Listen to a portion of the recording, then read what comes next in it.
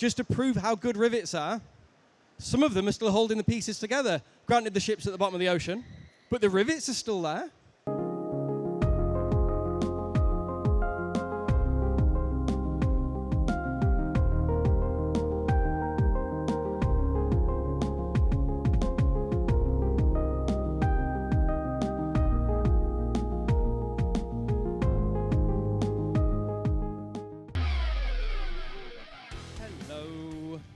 Good morning, good afternoon, everybody.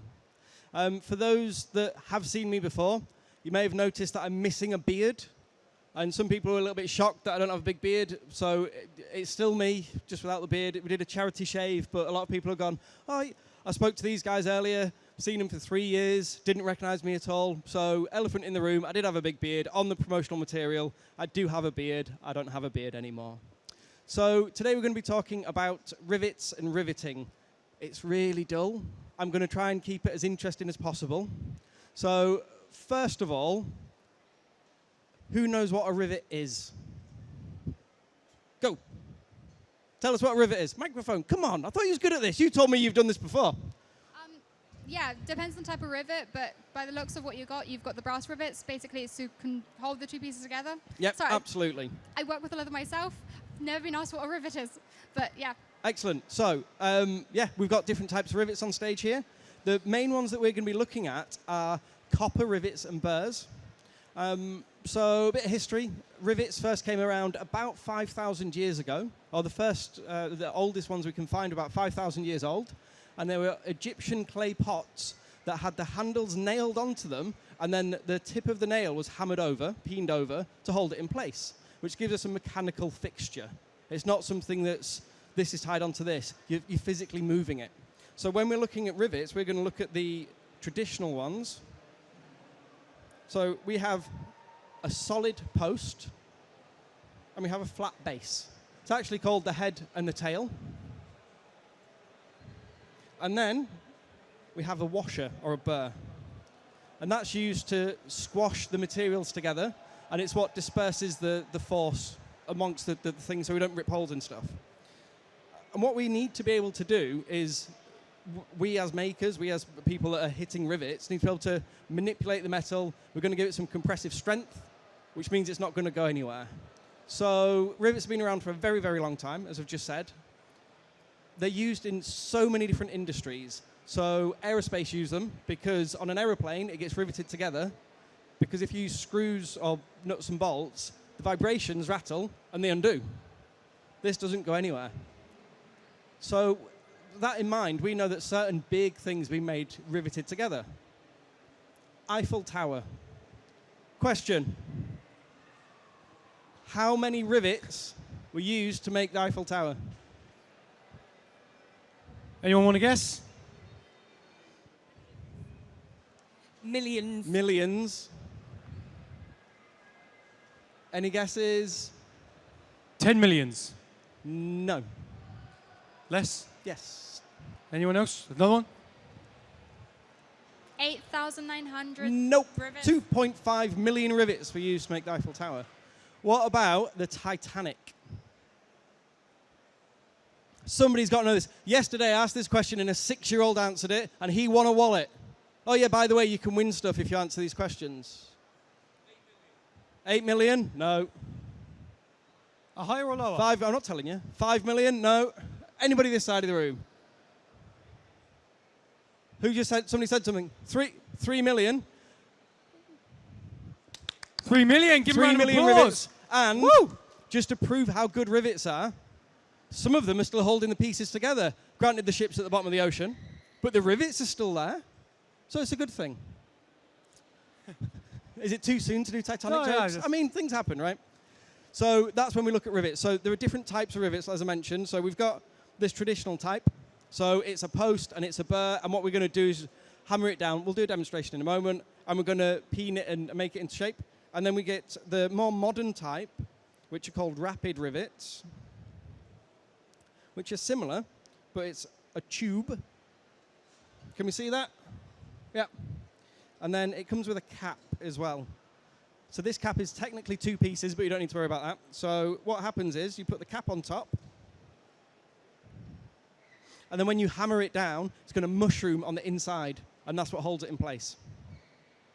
Not as strong as this type, but still very, very strong. So my apron, That is nice. I needed something to hold my pen, so I got a scrap of leather and put some rivets in it.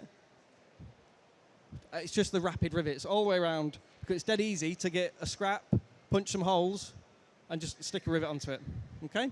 So when you learn how to do it, it's really simple. Like, you just be on it all the time.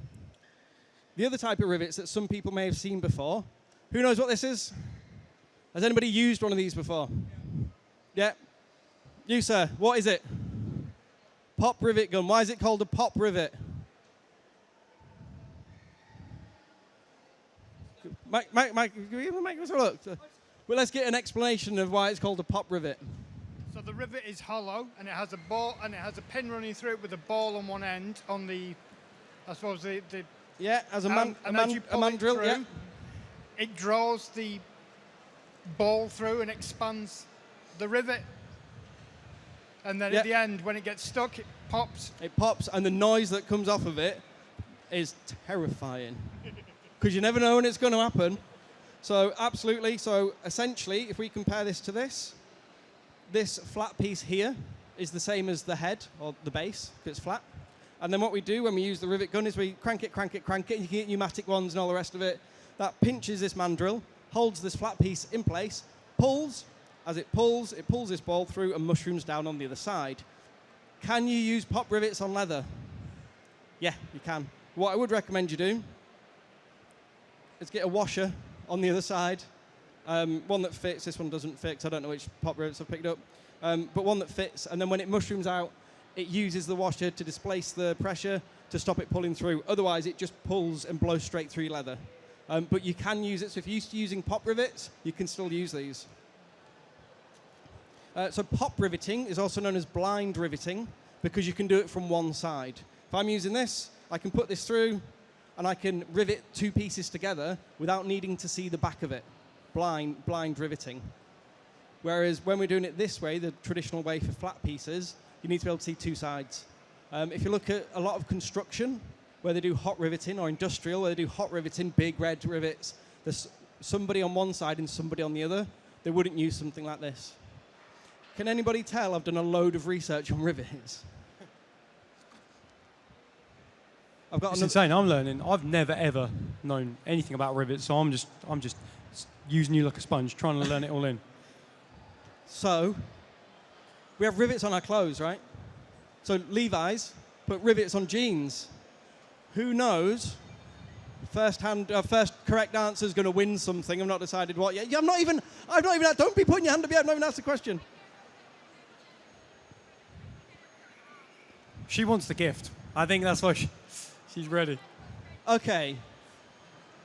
In what year did Levi's put No, he's with me. Is he with you? Yeah, oh, that okay. doesn't count. In what year did Levi put rivets onto the pockets to reinforce the pockets on the jeans? I want to go. Go. I'm going to go to this person first. You had your hand up. Have a guess. What year? Come back to you. 1879. 1879. 1879. Should we have another guess over Yeah, here? yeah. 1920. 1920. Another guess Good over job. here. 1871. 1871. I've got someone over there. This is good for my steps. If I come round here. 1940. 1940. 1873. Don't want to guess? All right. Any of those? I want to know what this young, All right, young person okay. has to say. And does the winner get like a gift? We'll see. No, I want to know. I want to know. You're so Okay. enthusiastic. Okay, it should be about 1832 or 1833, because around about that time was when they started doing it with the workers. So Levi's, the patent was applied for in 1873. So that gentleman, 1873. make sure you see me before you leave. I'll get some details and I'll send you some stuff out. Well done. And we'll make sure that she's going to get something too. Okay. I like the enthusiasm. It's fine. It's good. Yeah. Keep going. No. So I've got a really useless fact about jeans that I like to have an audience to talk about, right? Yeah. So on a pair of trousers, normal pair of jeans, you have 5 pockets. Everybody agreeing with me? We've got 5 pockets. We've got one on the front left, one on the front right, another one on the front right, back left, back right. Which pocket was added last? The 5th pocket. Which one is it? I'm going to this guy. He was We can have a maximum of 5 guesses from 5 different people. That little pocket, I don't know what you call it. The little on the pocket. inside of the right hand. Okay. Yeah. We're going to go to the young lad at the back. One in the Man City top. Back left. Back left. And we had another guess over here, which was back left as well. So Okay. the 5th pocket was in fact the back left. So we've got 2 winners. I'll speak to you later on Instagram. We'll sort something out. More gifts. And young man, parents, if you make sure you see me afterwards, we'll get some stuff sorted. So well done. Woo! Well done. And we've all learned something really, really useless. Also, the one on the inside of the front right pocket, there's somebody over there that mentioned it, it's always been there, and it's been for your pocket watch. Because you don't have wristwatches. Anyway, let's make some stuff. Let's do it. I'm excited. What we're going to do is hopefully not run out of too much time. So today's session, you may have seen on your chairs, have been sponsored by a company called Abbey England. Abbey England have been around for a very, very long time. They've sponsored today's show. They supplied us with some leather, some tools, the rivets that we're going to be using as well. I've done a collaboration with them, so the QR code, which is on the flyers on the seats, we've got on their website, they've put together a video, a step-by-step guide, and a list of all the tools that you need on one page. And what they've done for this event is they're giving you £10 off. £10? £10 off your order of 50 quid. Decent. You only got till the end of next month to do it, though. And then also, because it's my 3rd year on stage here and wanted to do a bit of a thing about it, if you make your way to handmadebyalex.com, you can enter the competition and you can win all the tools, all the rivets, all the setters, and a load of very nice leather. We've got about £200 worth of stock from Abbey that I'll be sending out to people. One winner. Have we got a question? Question? In terms of things for buying for that, you're saying about rivets and hardware and tools. Does that also count for the dies as well that they sell? Say that again, sorry. Does that count for the dies that they sell as well? For which ones? Abbey England. They Oh, do yeah. some- Okay. Yeah, so it's £10 off your first order. It's got to be over £50 and before the end of this, 30th of the 6th next month. So there's a flyer next year. Just grab one of them. Have you got one as well? Perfect. So yeah, jump online, grab the stuff that you need to. So what we're going to do is we're going to have a look at making one of these.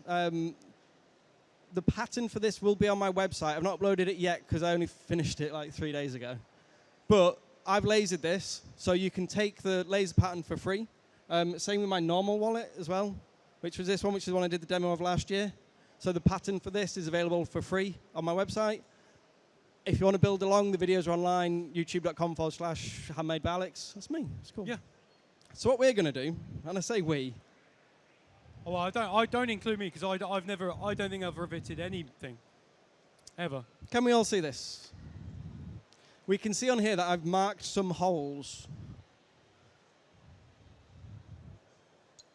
2 ways we can make holes in leather. There's a couple of ways we can make holes in leather. We can just cut it.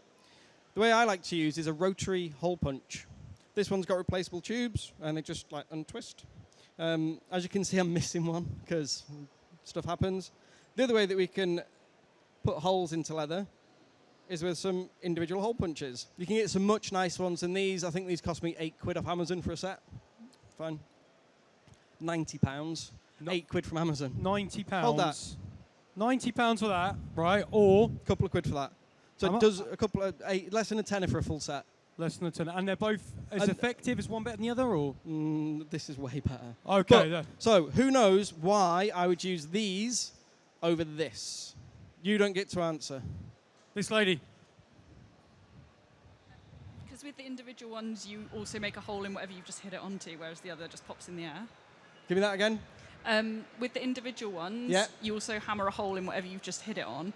You Whereas can. the other one you do in the air. Yeah, absolutely. So you could go through multiple layers with this. I tend to recommend people not doing that because it's quite a... let me just get this right bit. So the taper, can we see on this? Yeah, so the taper is quite significant. But what do we notice? The gap between the pivot point and where it's actually going to punch in is quite short. So if I wanted to punch something in the middle of a piece, I wouldn't be able to get this all the way in. So if I wanted to punch in the middle of this, it won't go in. It can only go that far. That makes sense. So what I would do is I'd use one of these, put it into where I need it, and just give it a whack. Okay. So what we're going to do. You're scaring me, you guys. Good. When he's looking at me, he's got this sinister look in his eyes. It's a sparkle. So we need to decide what hole punch we're going to use. The easy way to do that is to get whatever it is we're going to be setting, because rivets come in different gauges, length, sizes, finishes, etc. And what I like to do is go, well, that doesn't fit. Oh, that fits. That'll do. And then with this, we just turn it around. It only goes around one way. Make sure it's screwed in.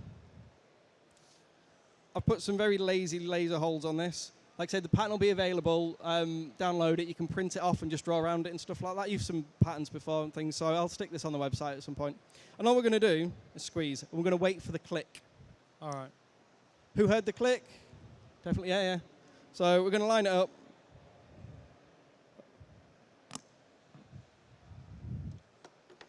Oh my God, here we go. Never done this before. Who's used these before? You don't count. Yeah, but the rubbish. The 20 quid ones from Amazon are rubbish. Rubbish. Yep, so what we're going to do. Are you left or right-handed? Left-handed. Not a problem at all. These are ambidextrous. They work for both hands. What you're going to do is make sure your finger doesn't get caught in there, because it really hurts. Yeah. So squeeze it. Yeah. And then what we're going to do is we're going to line this up, line the hole up. You have to do it so the camera can see you as well. Can everybody see that? And squeeze. Squeeze it. Did you hear click? There you go. Yeah. Carry on. So you've got about another 38 to do. While I do this, do you want to take some questions from me? Yeah. Did I do good though? Was that like You for a did. first time, or was that good? Like, did I make a good hole? Is that a good? Do you wanna? That's good, isn't it? Mm-hmm. Like, because I got the majority of it. No black. That's fine. Best you've seen. All right. But the So, best do you I've know- seen today. All right. Okay, that's fine. I'm going to start off with my question first. I want to know what got you into this riveting. I needed a way to fasten things together. Right. And rivets are a really good way to do that. And what age were you at when you started thinking, I So- need to fasten things? So when I started to do leather work, I've been doing it for about 10 years now. This is my 10th year now. Yeah. So I originally got into doing leather work after having reconstructive hip surgery. I needed something to do. I had 2 surgeries in the space of a year, in the space of 8 months. No I way. needed something to do to keep my hands and mind occupied. Okay. So while I was doing that, I started to do some jewellery making, and then from there I moved on to working with leather, sort of quite a natural progression. It's really good for cross-crafting. So anybody that can punch a hole, can set a rivet, can, if you know how to use a knife and a straight edge, you can cut the patterns. I mean, it's a rectangle. All you need is a straight edge and a knife. I've got scissors, I've got a maker knife, I've got a, you know... You got everything. How deep is that pocket? Just keep coming. So just a normal trapezoidal knife, utility knife, will cut most leather quite nicely. If all we're doing is cutting it, as you know, it's a rectangle. That's all we're going to do. So I started to do that sort of stuff and realised I really enjoyed it. Yeah. I then ended up getting a job as a senior sales advisor and social media and marketing manager for a company called Tandy Leather. Okay. We were here at the very first year, and we had a really big trailer. It was over there somewhere, and I was demonstrating for those guys. So anybody that remembers that far back, 2018, that was. Anyone? And got a real knack for it, really enjoyed doing Yeah. it. The company unfortunately went bust in the UK, but still massive in the States, but they got rid of all of us lot. But what I found was people were still asking me the same questions. People were saying to me, how do I do this? And it's the same sort of questions from most people. So I started to make some videos. Yeah. So it's easier to say to somebody, go watch the video and then come back to me, ask a question, get me on Instagram, email me, things like that. And we get people like this young man here. That was number 1 fan, isn't it? I think. He He loves it. didn't even recognise me earlier. It was really, It's really the beard. disappointing. I haven't met you No. like pre-beard. So does he look better without the beard, or? Yeah. I love there wasn't even a pause. They were like, yeah, the beard without There you the go. beard. Oh yeah, That's me with a beard. So Oh, yeah, geez, so I that started was. doing it about 8 years ago. Did a load of it. Did it as a business for a while. Then got bored. And now I don't even really sell stuff. I just make stuff for people. Yeah. And if people want patterns, if people want to ask questions, then just absolutely get in touch. Anybody in here that has already reached out to me, may have spoken to me on Instagram and things like that, not a problem at all. I love that. Is there anyone thinking of a question that you want to ask Alex at the moment while he's finishing up doing all the rest of these riveting on the holes? Yeah, we've got some questions. Just if you want to put your hand in the air and I'll get round to each of you. It might be basic, but can you not just use a drill to make holes? Just use a drill? I think he's quite happy with that question. He's stopped working. His eyes are quite happy. Hello, security. Yeah, can we get this guy out, please? Thank you. Yeah, you can. You absolutely can. It will destroy your leather. So what I'm doing is evenly, consistently punching the material out of the place. Yeah? What a drill does is goes, ah! That was a good demo. Really good, really good. You can, people do, especially some of the thicker stuff. Some people do, absolutely. You're not in that much of a hurry. And I get that some of the tools might be expensive, but like you said, you can get a version of this for 20 quid. You can get a set of hole punches. You might even have a set of hole punches that will go through. Absolutely, bless you. So yeah, you can, but don't. You can drink lava once, right? And yeah. Question. With the speed rivets, obviously they come in different lengths, but they're not like analog length, if that makes any sense. Like the ones where you slot the burr on exactly how thick you need. So how do you judge how long a rivet you need for your piece? Should it be just exactly the depth or much longer? So really, really good question. Can we see my anvil? Perfect. So if I take... So I put all of my bits into here because yesterday I didn't and they bounced around everywhere and I was hammering. So what we're going to do is, I don't even know if I've got the right thickness to do it here, but let's pretend that I have. So if that's how thick it's going to be, that's how long my post is. Can you see on the top of this rapid rivet there's a little dimple? Yep. As long as you can see that. Yeah, so that will set quite just well enough. If you can get hold of a hand press, and the guys at the Makers bit over there have got a hand press on their stand, and I've already spoken to them, so if you wanted to have a look at how that works, bob across. So a hand press is a big press that you use with your hand, and you get setting dies, one on each side, and it gives you a very consistent, even pressure to set the rivet. So what you can do with these, if you buy rapid rivets that are too long, snip them. That's what I do. So really good question about length of rapid rivets. Was there one more question? Yep. Sorry, this might just be a bit daft, but when you're using Vegetan and you've got a lot of steel, depending on how you work with it, it often stains the leather, like starts oxidizing and turns black. So depending on the different rivets and the metals, if you're using a natural leather, won't that cause issues if you've got patterns on it? Yeah, so for those that may not have heard that or might not be aware, when you're using vegetable tanned unprocessed leather, which I don't have any of here, so this is chrome tanned, that's all chrome tanned, I think. You've got some, yeah. So if you're using tanned, preserved, but not finished leather, looks a little bit like this. Yes, the guys at Makers, so this sort of stuff. So you can emboss on this. What you do is you damp it and you stamp a deboss. Technically, it's a deboss, and just stamp, stamping names and logos and stuff over there. Yes, if you get steel and certain iron bits onto this, they're not set. Okay, so can you see? Oh, you're doing it at home. So you've got a nicer setter. So do you mind if I show this bit? Yeah. So can we see? No, it's fine, honestly. If you're going to set it at home. So you can see that there's a gap here. It's because all you've done is click the top of... So these are double cap rivets, so it's round on both sides. Was the question, how do you stop it getting tarnished? So certain bits of metal will oxidize, and if you've got plain untreated leather, and it can do it with other stuff as well, it will leave black marks and green marks, and it oxidizes on your leather, and it looks horrendous. The way to get around that is to keep a clean work environment. If you're shaving metal, do it in a different room. Your leather should be stored quite specifically. You should always try and keep it flat. Mine's all rolled up. You should always try and be flat. If you are rolling it, roll it as gentle as possible, depending on the type of leather. So this sort of upholstery leather, finished leather, you can quite easily you can roll it this way, it doesn't really matter. You can roll it this way, it doesn't really matter. But when you've got something really nice like this stuff, you're only ever going to keep it flat, or roll it this way around so it doesn't crack the front, and really gently. And also, when you're paying as much money for this leather, you don't want to break it. So we're going to set a rivet.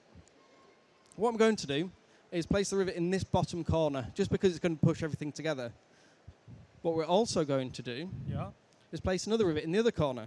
Why do you think we're going to do that? Why do we think we're going to stick... You're not answering anymore. Somebody else. You're not... No, you're not allowed to answer either. So let's go. Over there, yeah. Somebody from this side. Which side? Which one do you want? This side. This for me. side. Yeah, there's a gentleman there with his arm up. Yeah. It keeps everything aligned. Perfect. Keeps everything aligned. So if I was to hammer this into here, and this was to be off, that's where it's going to stay, and we don't want that. So all we're going to do is pop another rivet into here, line it up. Done. Then it's just going to hold it in place for us. I've got my nice mini anvil, because it's cute. It's really... It's cute. Have you tried to pick it? Is it heavy? Two hands. You need 2 hands. It's not heavy at all. Yeah, that's good. I like that, those. So what we're going to do is we're going to get... We've got a post coming through. The washer's going to go on top. Oh, no, it doesn't fit. Yeah, it's on purpose. So the top of this post is slightly tapered. And it's slightly tapered to be the middle, to meet the middle of this. Okay? It's going to sit on here, and we're going to get our setter. Setters come in many shapes and sizes. This is a really big one. This is a not so big one. And we're using the not so big one. What we're going to do, there's a big hole, and the hole we're going to line up on this. We're going to keep this flat on the anvil. Are you paying attention? Because you're doing this in a minute. What's the, do we know what, if people are buying that tool, what's the millimetres like radius? Yeah. What is it? Yeah, it's all on the website. Oh, it's on the website. Okay. So this is 10 gauge, for those that are wondering which size I'm using. Follow the link on my website, handmadebyalex.com, or on the Abbey flyers that are out on the table, and everything that we're using today is on there. You can get thicker ones, which I might have some with me somewhere, and they are, so if we say that the post thickness, or the gauge, if we're being technical, the difference between these two, can we see that on the, yeah, perfect. So I like to use the little ones because they're easier to cut. Okay. Because has anybody tried to cut 8 gauge, 10 gauge copper? It's not great, is it? No. You're going to do it in a minute. It's going to be really brilliant. funny. Yeah. So what we're going to do is we're going to use our setter. We're going to use the whole bit. We're going to rest it on top, and we're going to see how it's on there. Yeah. And we can see it's on wiggle. there. Yeah. We're going to use a poly maul. What are we not? We're not going to use a metal hammer. Why are we not going to use a metal hammer? We're not going to use metal hammer because I don't know how hard this is, and I don't know how hard this is. And if you hit something hard with something that's not hard, one of them's going to explode. And I do not want to whack this with this and this explode in my face, because this was really cheap. So what we're going to do is we're going to place this on top. And what's this called again? A maul. M-A-U-L. M-A-U-L. So anything plastic headed. Okay. Not metal. This is a Barry King tapered maul. Feel it? Yeah, it feels weird. Yeah, so these are normally used for tooling leather. So anybody that's done any tooling stuff where you're doing like lots of taps to do a pattern on normally on vegetarian leather, some sort It's of got like little ridges, yes, right? Yeah. What's the reason for that? Grip. Grip. So when you're hitting stuff, and people Yeah. always go, why is it tapered? It's tapered because it makes it easier to hit. And because of how this is weighted, when you're doing tooling, it wants to keep on going, because when you're tooling, it does that. Oh, that's to do with momentum, right? Yeah, Right, okay. 100%. So what we're going to do is stick this on here. And we're going to make sure we get the hole, not the dome. We're going to use the dome in a minute. Put it on. That's on. Can we see the... Perfect. I'm going to give it some little taps. Anybody that's sound sensitive, I'm going to be making some noise. If you need to cover your ears, please do so now. And can we see that the washer has gone down the post? Yep. How much do we need to cut off? Does anybody know? How much do we need to peen over? About 2 to 3 mil. Really usefully. Yeah, go on. No. I do about 2 to 3 mil on anything. Which the reason is because that's how much these leave when you cut with them. And so you want to leave enough material that when you're peening it over, great word, when you're peening it over, it's going to spread across the washer enough. So all we're going to do with these I don't know why I turned this round. I need to turn this round. Place them on top of the washer, but onto the post. Can we see this? And all I'm going to do is squeeze. I need to try and cover it a little bit so it doesn't shoot off. And then that is left quite a sharp piece. Gently feel how sharp that is. I don't need to cut yourself. Oh, yeah, that is sharp. That's dangerous. Ball peen hammer.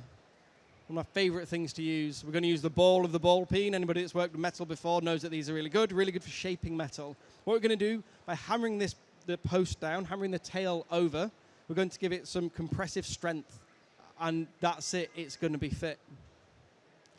Yet again, making some loud noises. Please be aware.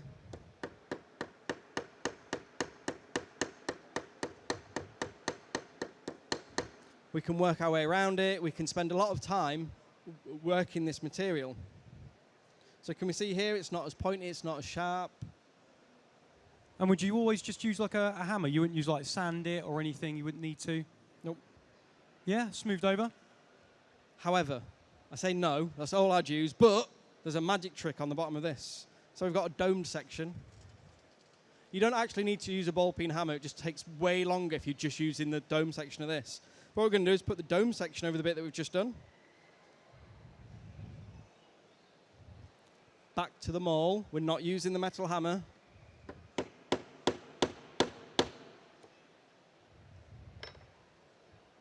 Even smoother? Mm-hmm. Oh, yeah. That's good, isn't it? That's amazing. Any questions on that? Stuff. Do you ever need to protect the leather when you're a bit rubbish with a hammer? Do you need to protect the leather? What, when you're if you're going to accidentally hit it with your peeling metal it? hammer, yeah. Get good. Okay. Yes and no, but yeah, no. Can't you just use the dome straight away then without peeling? Yeah, so absolutely can use the dome straight away. Yeah. However, it's a lot more difficult because you're doing all of that, lots of little taps versus a couple of big mushrooming blows. So you can get, because we're cold riveting, it's more difficult to manipulate the metal. This is copper, so it's quite easy. And yes, absolutely, you can just go straight for the doming tool, but it is way more difficult. Sorry, might be helpful for the other lady, but if you've got like a piece of really thin scrap leather and there's a big enough circle or square in it, put that down on around a rivet, so when you whack it, you whack the scrap pieces. It's what we'd have to do when we had kids working in the workshop trying things. Or get good. I like that. Or get good. That should be your new motto. Handmade by Alex. The other thing is the amount of times I've missed and just ruined the washer around it, and you're like, oh well, it just adds to the aesthetic. And a lot of this is aesthetic. So we're using these to keep these 4 pieces of leather together in this particular shape because it's going to make a wallet, right? We don't need them. We don't need this much security on what we're making at all. We don't.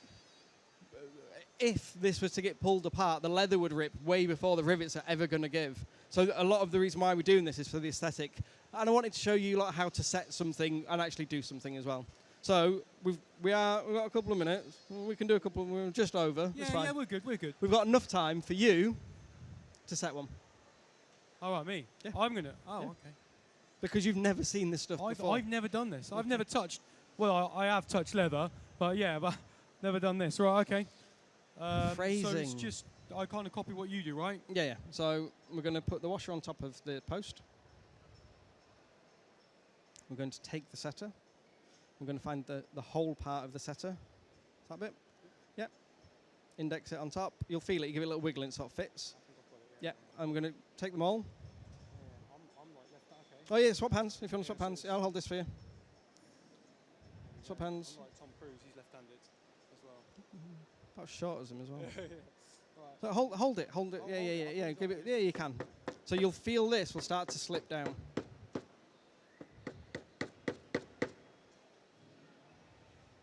Take off. Have a look.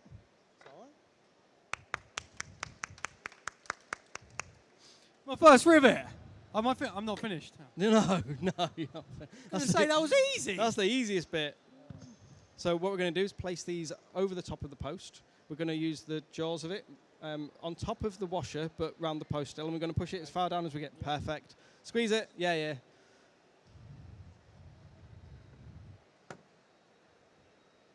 Lift it off. Again, come on. I did the squeezy thing. I mean, it took you ages and used 2 hands. We don't talk about that bit. Perfect. Now, do you want to give it a go using this, the ball peen hammer, for peening? It's a great word. Peen's a great word. Peen. P-E-E-P-W-E-N. So we're going to keep it on here. Yeah, perfect. And you asked earlier what happens if you miss. Let's find out.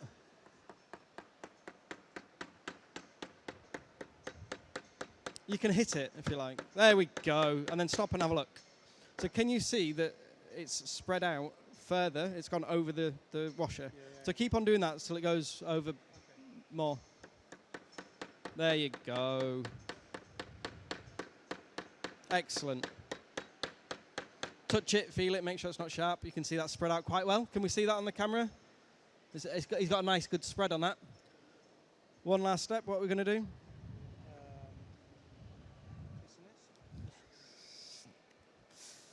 This one. Yeah, absolutely. Right. The doming bit, yeah.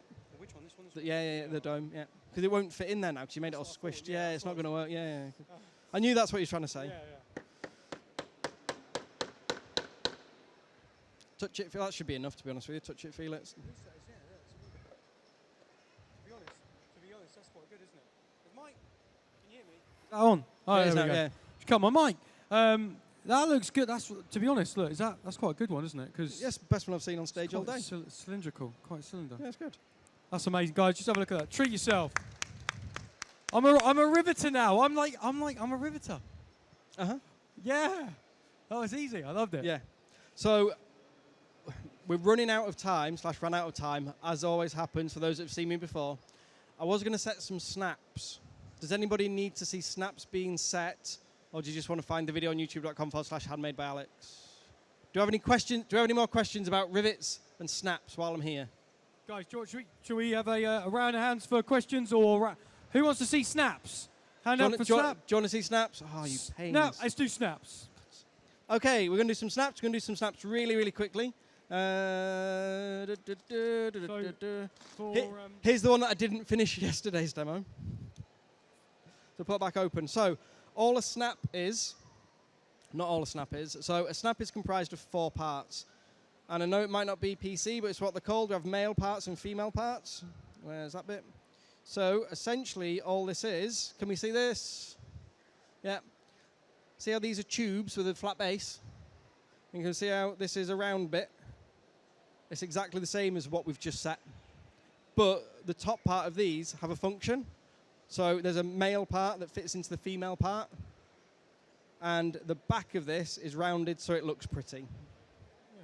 How we set these is we use a snap setter, which is one of these. So can we see how it's like a dimple with like a little dish on it? Yeah. So what we're going to do it's essentially the same thing. We're going to tap down on this, which is going to mushroom the tube over, similar to what it does in the rapid rivet, but instead of the cap taking it, we're doing it. And then it's going to, as it mushrooms down, similar to what you've done.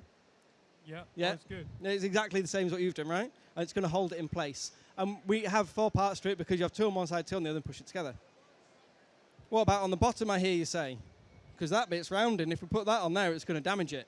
So we use something similar to this. This is a dot anvil, flat on one side and domed on the other. Can you see the doming on the camera? Maybe a little bit. And you can also get these looks good. bar ones with multiple sizes. Depends on the different size. You mentioned earlier about different sizes and finishes and things. So just a flat bar with your domes on. So let's set this pretty quick. So I've already punched the holes in this because I did it yesterday as part of a demo but didn't finish it. So I know where these bits need to go. So I'm going to start with a cap. Post the post through the hole. Just move these off here 1 second. I'm going to stick this underneath because it's going to hold this dome part in place. It's not going to damage it. Then what we're going to do, place our setter inside.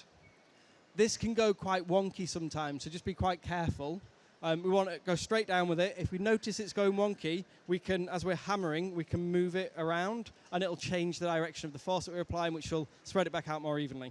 in theory. If you notice that the leather's too thick, you can use something like a French beveler, French skiver, and dig a bit out.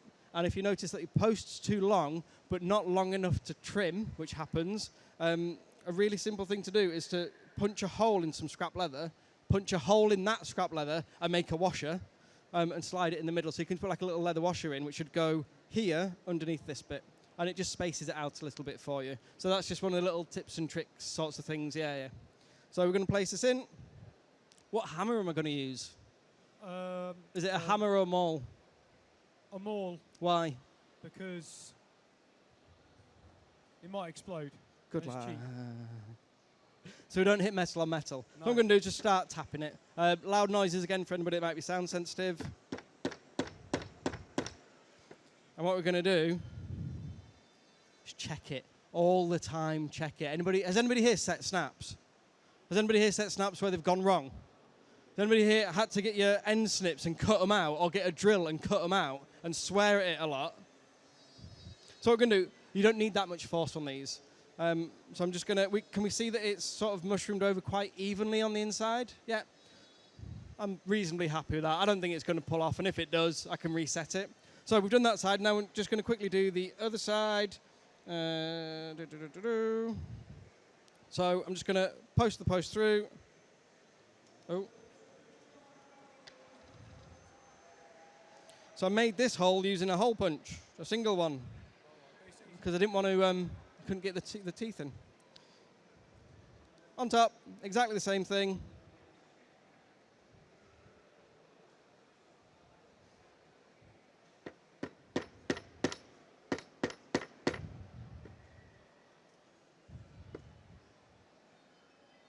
Phew. Nice. That's somebody that's definitely broken snaps before. And that's it. That's all we need to do with that. Any questions on snaps? Slow and steady, take your time, punch holes. That's got to be time. Yeah, that was amazing. Can we give it up, please? Thank you, everybody. For Handmade by Alex.